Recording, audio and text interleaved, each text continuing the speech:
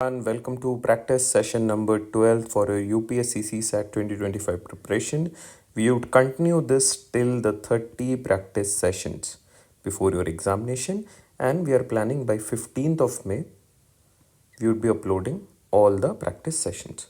ये utmost important questions रहने वाले हैं आपके upcoming examinations के लिए, because we are also dealing with the concepts related to those topics. In this set, we would be starting with practice set number 1 का question number 5th, जिसमें बहुत सारा doubt आ रहा था. It's a question on data sufficiency. Let's start by re-understanding the concepts. चलो, a question on data sufficiency. Given क्या है, there are 5 numbers and these numbers are A, B, C, D and E. Is the number D greater than E? आपसे ये पूछा जा रहा है, क्या D E से बड़ा है? अब डेटा सफिशिएंसी में आपको ये समझना होता है कि आपको ये जो क्वेश्चन पूछा जा रहा है, with the help of these statements आप इनको आंसर कर पा रहे हो या नहीं कर पा रहे हो, बस वो बताना होता है. जैसे अगर आप इनको इंडिविजुअली कर पा रहे हो तो भी आप बोलोगे हो जा रहा है, या आप कंबाइन करके अगर इसको आंसर कर पा रहे हो तो भी आप कहते हो कि आंसर हो जा रहा है. Also let's read the question. Is the number D greater than E? तो अगर है तो बोलोगे यस, अगर नहीं है तो बोलोगे नो. बस इतना आपको करना है. नाउ, क्या ये स्टेटमेंट्स कभी सही गलत हो सकते हैं? नहीं, statements are always true. Statements यहाँ पे एक डेटा की तरह काम कर रहे हैं. आपको इस डेटा को देखना है, एनालाइज करना है और इसको हमेशा सही ही मानना है. ये तो आपके हेल्प के लिए है. तो ऐसा नहीं चेक करना कि ये सही है या गलत है, ये हमेशा सही है. ये जो बोल रहा है वो हो रहा है. Now let's understand. A is greater than B only. मेरे पास 5 नंबर्स हैं और इसमें बोला जा रहा है out of the 5 numbers A is greater then 5 only. अगर ये ओनली कीवर्ड है यहाँ पे तो ये क्या इंडिकेट कर रहा है? A is greater than B only मतलब क्या मैं C को यहाँ पे या D को यहाँ पे या E को यहाँ पे रख सकता हूँ? क्या मैं इनको यहाँ पे रख सकता हूँ? कहीं पे भी नहीं रख सकता हूँ. रीज़न क्या है? क्लियरली बोल रहा है A is greater than B only. अगर मैं C, D या फिर E को यहाँ पे रख रहा हूँ तो इंडिकेट हो रहा है कि A इनसे भी बड़ा है. अगर मैं C, D और E को इसके बराबर भी रख देता हूँ तो भी ये इंडिकेशन हो रहा है कि A is greater than not only B but other elements as well. But statement clearly mention कर रहा है A is greater than B only.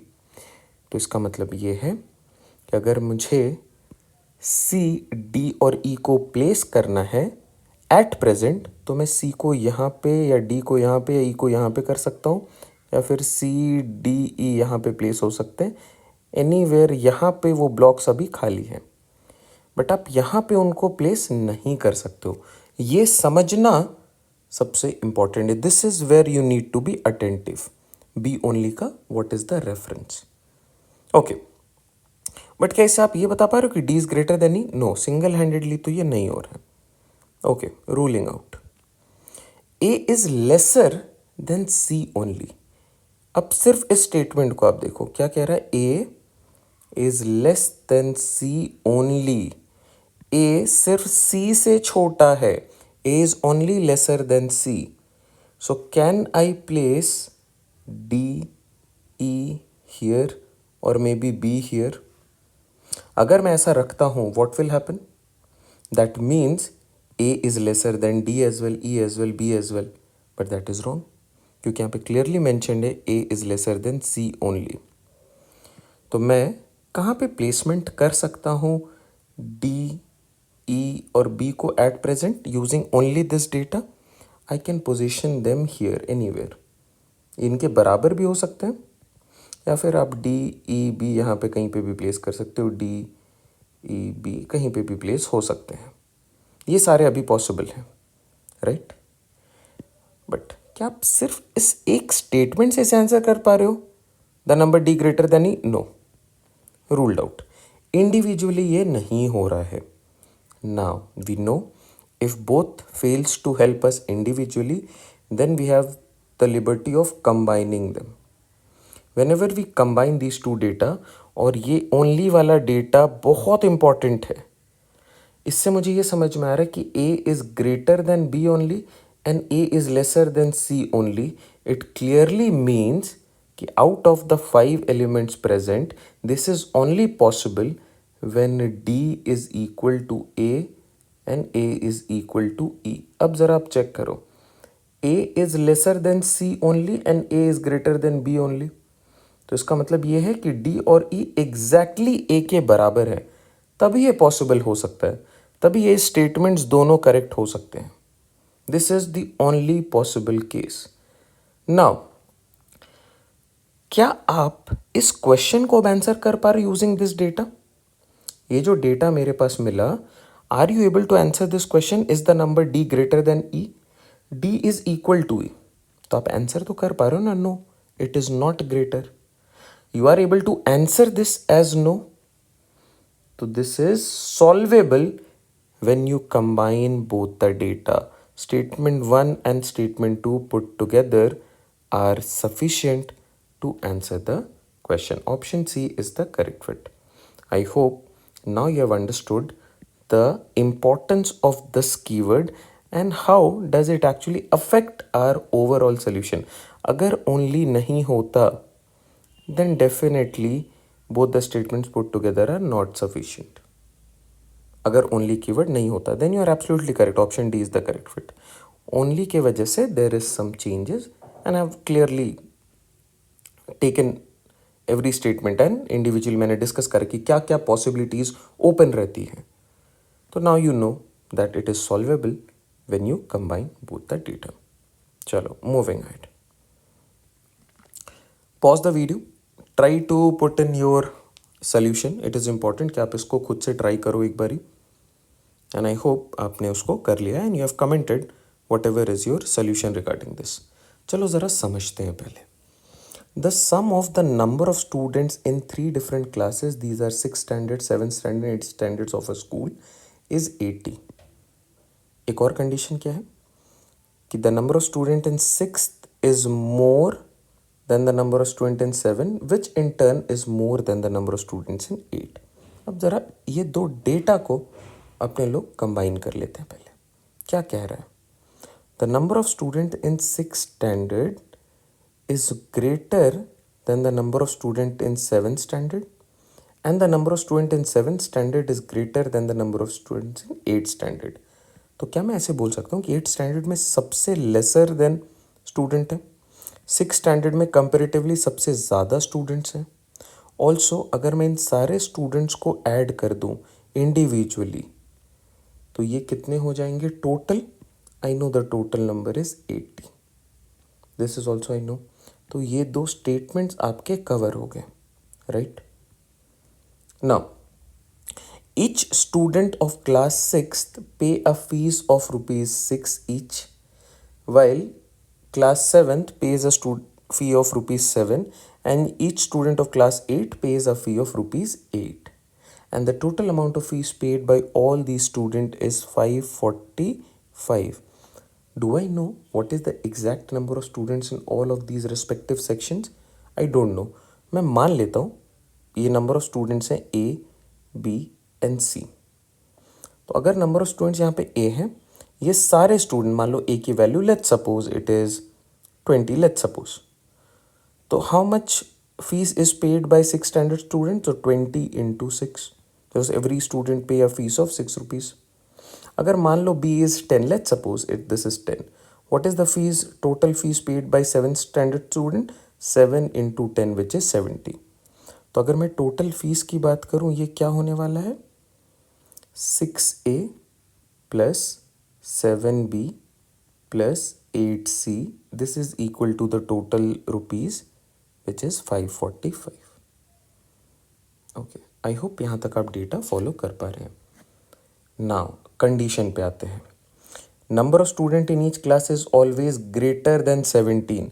This line greater than 17 means it should, greater than 16 means it should be 17 or more. ये बात समझ में आ रही है? Minimum is 17 से नीचे आप नहीं रख सकते हो. क्या मैं ऐसा एक पॉसिबिलिटी ले सकता हूँ कि there are 1 student, 2 student, and then 77 students because sum total is 80. नहीं रख सकता हूँ. रीज़न क्या है? Each student, each class, the number of students in each class should be greater than 16. तो मिनिमम मुझे 17 रखना पड़ेगा. नाउ क्वेश्चन क्या है? Maximum possible number of student in class 7. Maximum possible number of student in class 7. Okay, let's look at the possibilities. ठीक है, ध्यान देना. 6th standard, 7th standard and 8th standard. Alright, total क्या होना चाहिए इनका? 80 होना चाहिए नंबर ऑफ स्टूडेंट्स. मैं मान के चल रहा हूँ, मुझे पता है 8th में सबसे लेसर नंबर ऑफ स्टूडेंट्स होने वाले हैं. What is the least possible value? 17. तो मैं मान रहा हूँ यहाँ पे 17 है.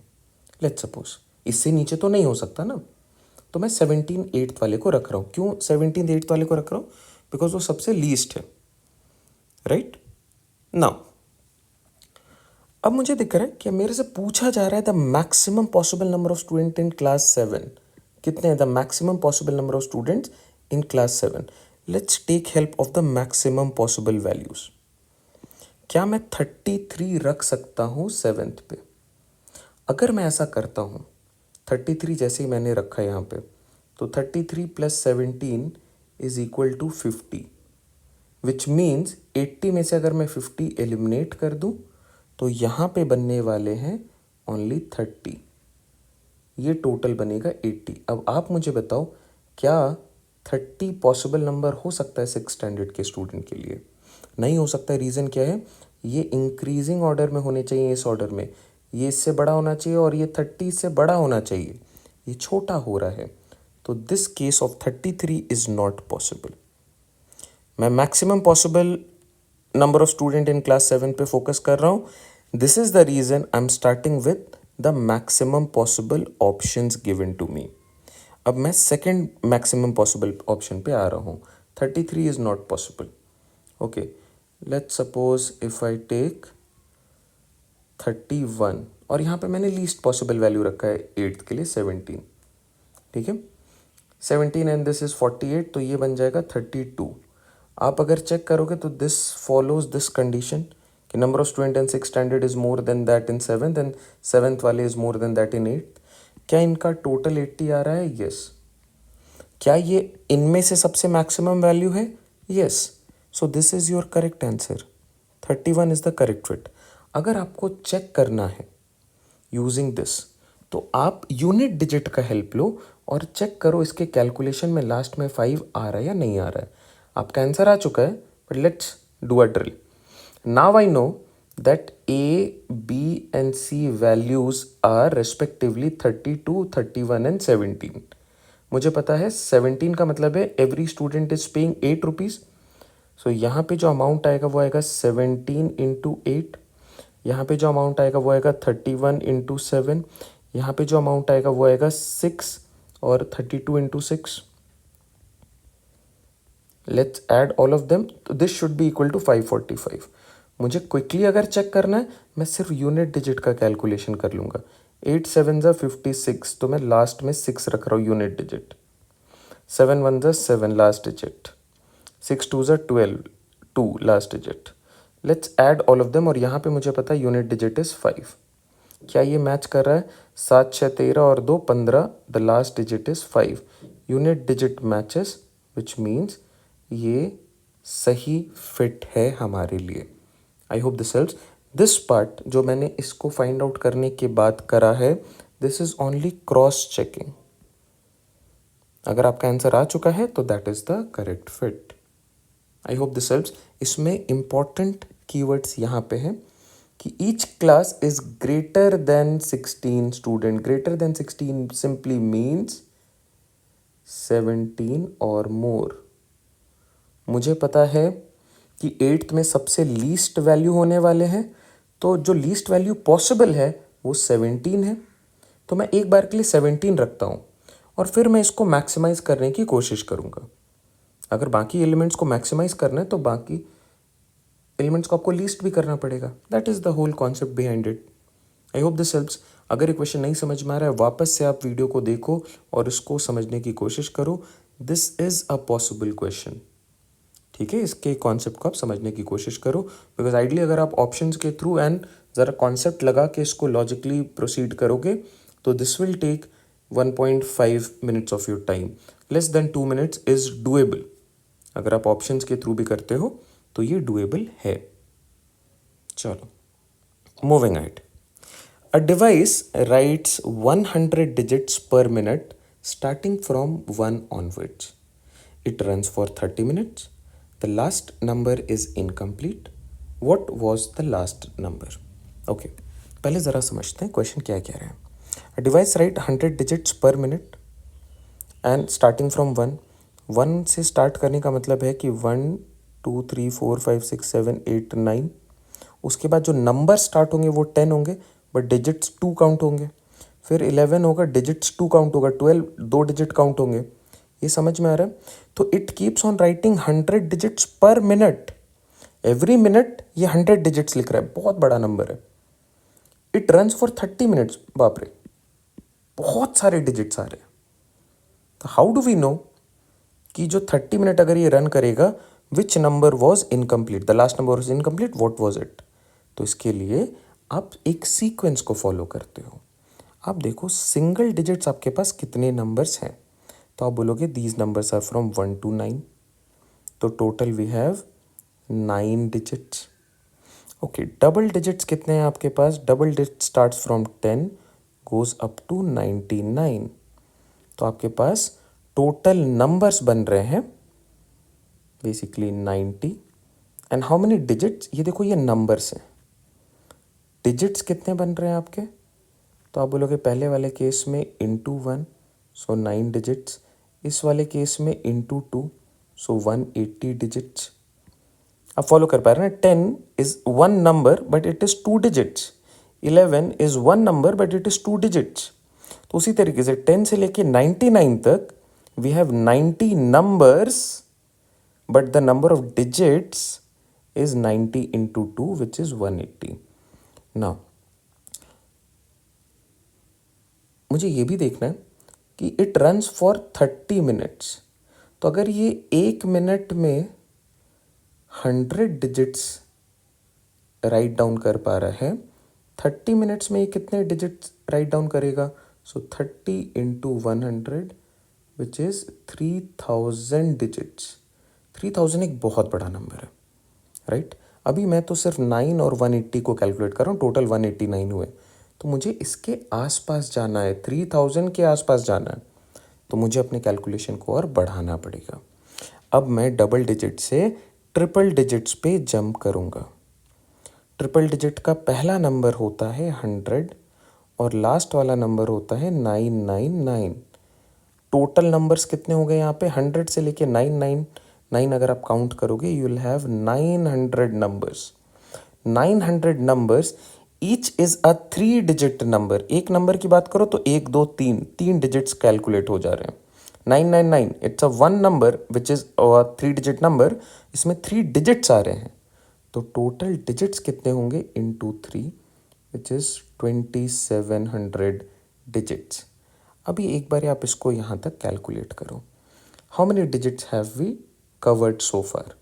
तो आप बोलोगे 9882, 2889 digits we have covered so far and we are at the number 999। 999 वाला जो नंबर है, अगर मैं 1 से लेके 999 तक लिखते रहूं तो मैंने एक्चुअली में 2889 डिजिट्स को राइट डाउन कर दिया है। जैसे अगर मैं 1 से लेके 99 तक लिख दूं नंबर्स, तो मैंने कितने डिजिट्स लिखे हैं? आप बोलोगे 189 digits you have written down. I hope आप इसे फॉलो कर पा रहे हैं। What is our target? We need to look at the 3000 digit. How many are remaining? 2889 तो आपने कवर कर लिया है। What is the remaining value? Remaining के लिए आप 3000 माइनस 2889 करते हो, दिस इज 111। इतने डिजिट्स और पेंडिंग हैं आपके पास, ठीक है? बट इंपॉर्टेंट एस्पेक्ट क्या है? Now we are not looking at 3 digit numbers. अब मेरे 4 डिजिट्स वाले नंबर स्टार्ट हो गए हैं। 4 डिजिट का पहला नंबर है 1000, नेक्स्ट नंबर है 1001, नेक्स्ट नंबर है 1002। अगर आप ऐसे 3 नंबर्स को भी काउंट करोगे तो 3 इंटू 4 12 डिजिट्स हो जाएंगे। आपको चेक करना है 111 डिजिट्स अगर हो रहे हैं तो ऐसे कौन कौन से नंबर्स पॉसिबल हैं। तो आप सिंपली 111 को 4 से डिवाइड कर दो। 4 से डिवाइड करो तो ये बन जाएगा, ये रिमाइंडर आ रहा है 27 प्रॉपर नंबर्स होंगे। 27 प्रॉपर नंबर्स का मतलब क्या है? 27 प्रॉपर नंबर्स का मतलब है 1000 से लेके मैं 1026 तक कंप्लीट लिख चुका हूँ। और अभी मैंने कितने डिजिट्स को कवर करा है? तो मैंने 108 डिजिट्स को कवर करा है, क्योंकि 3 रिमाइंडर है। मैंने 111 डिजिट्स को कवर नहीं करा है, मैंने 108 डिजिट्स को कवर करा है। अब मैं कौन सा नंबर स्टार्ट करने वाला हूँ?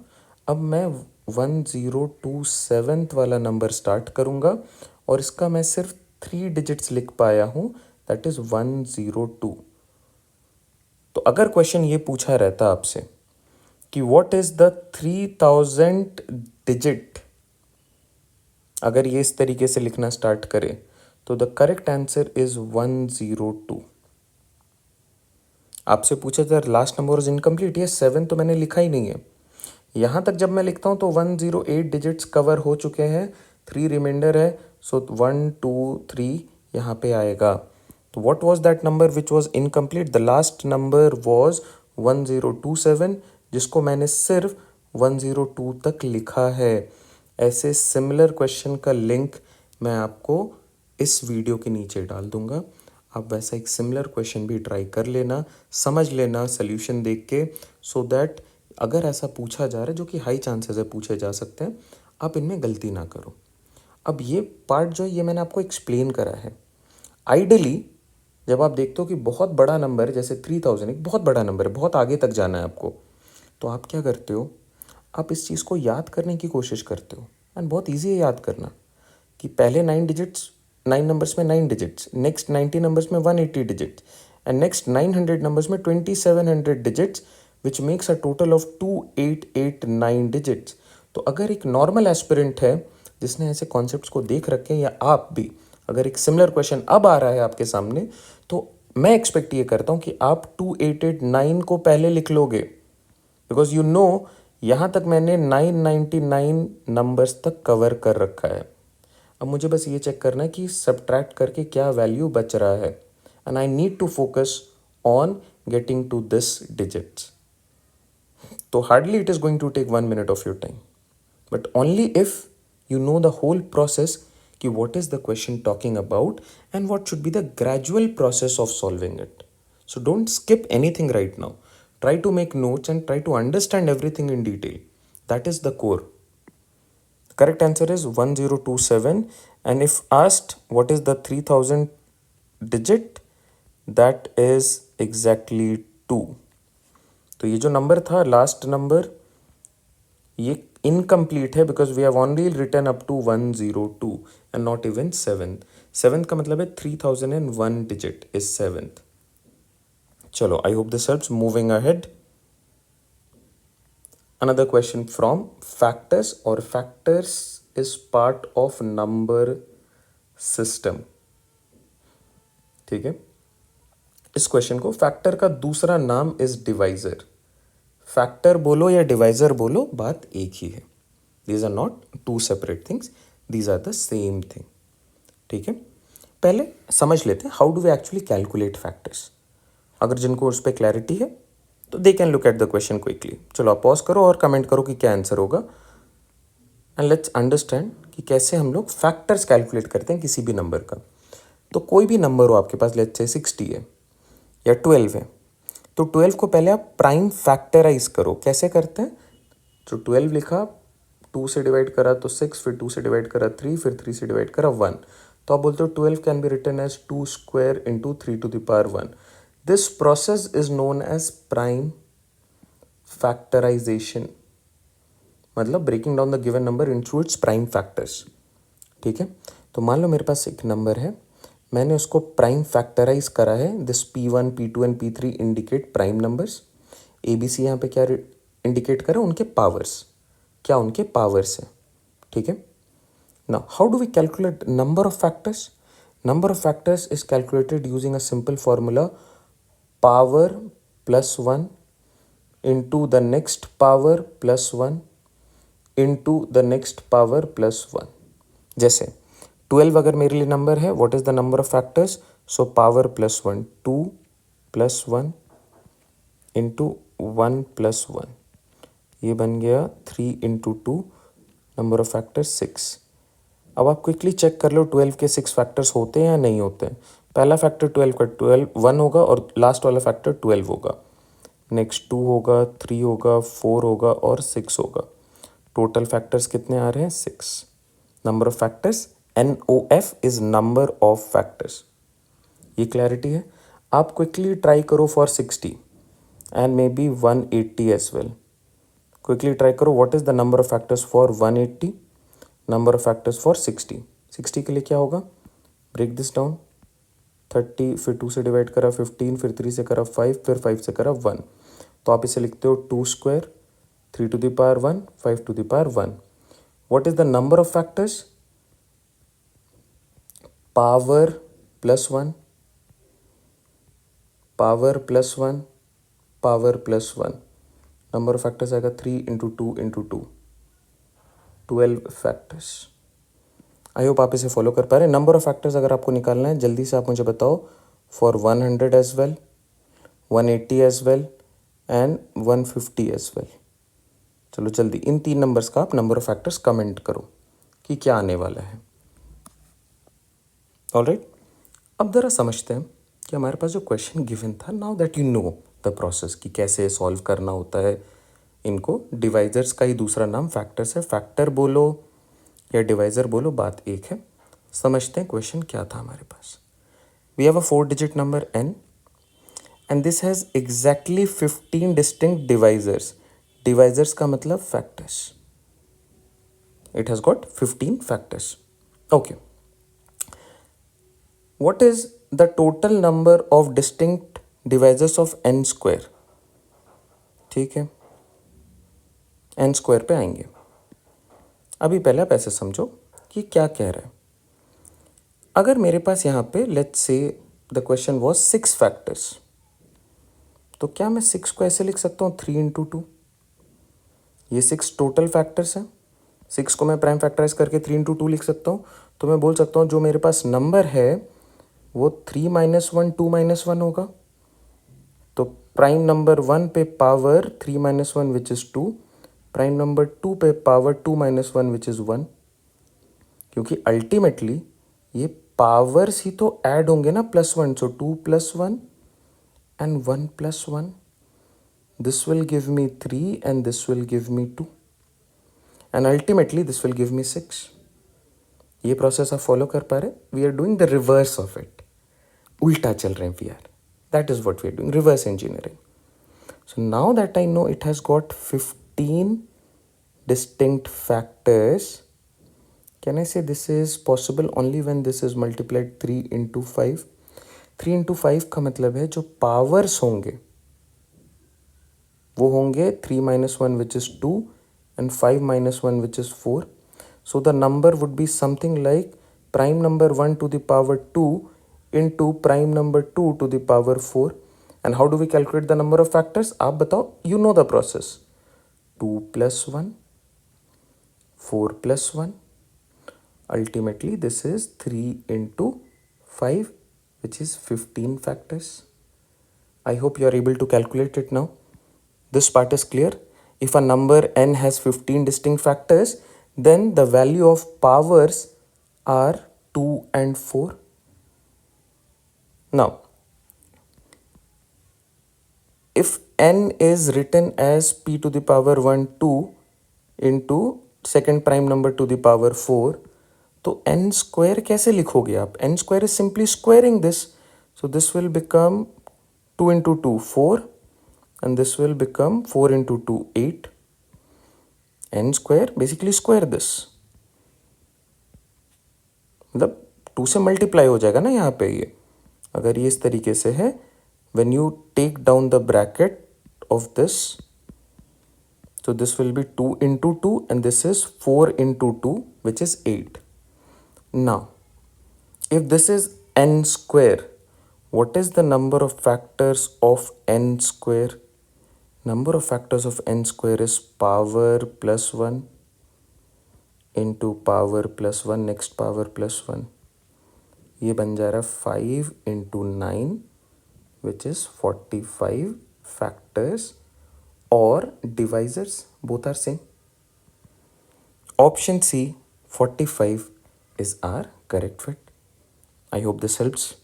Now that you know how to calculate factors, you can easily look at this question. Factor is yet another important topic that we are considering for our upcoming examination, because part of this is the highest common factor, and we have definitely few questions from the HCF wala problem or common factors based question. Every year we have few questions based on this. Chalo, moving ahead to the very last question, and this is a question from data sufficiency, but it is part of blood relation. All right, let's do this. There are 5 members A, B, C, D, E in a family. What is the relationship of E to B? E और B के बीच में क्या relation है? And when you evaluate the options, आपको दिख रहा है, you can take help of statement number 1, 2 and 3 and 1, 3 and 4, and all 4 are not sufficient. तो ऐसे केस में let's look at what is common. If I look at these 3 statements, तो मुझे दिख रहा है कि statement number 1, 1 and all 4, that means statement number 3, 3 and 1 and 3 is common. So we try to evaluate 1 and 3. 1 में मुझे मिल रहा है A and B are married couple. A and B are married couple. This equal to symbol shows couple relationship.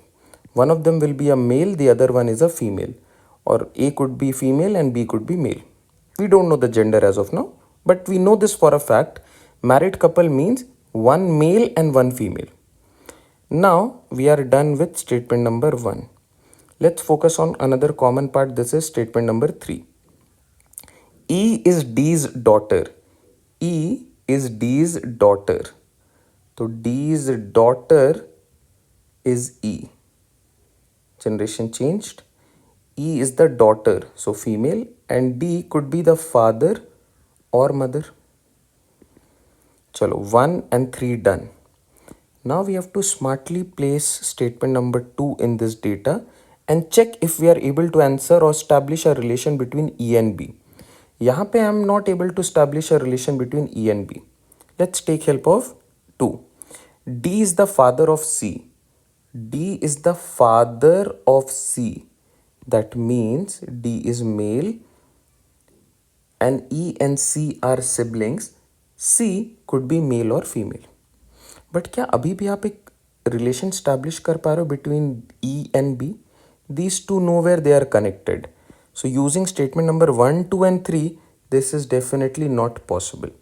Now I'll take out the C wala part, statement 2 wala part. Now I'm focusing on statement number 4. 1, 3 and 4. 1, 3 and 4. Okay, let's focus. Fourth कह रहा है A and C are brothers. A and C are brothers. Both of them are male. Using this, I know the gender of B is female. But again, am I able to relate these two?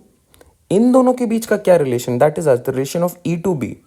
These two are nowhere related. Using these 3 statements, these two are not related. Again, I'll have to rule this out.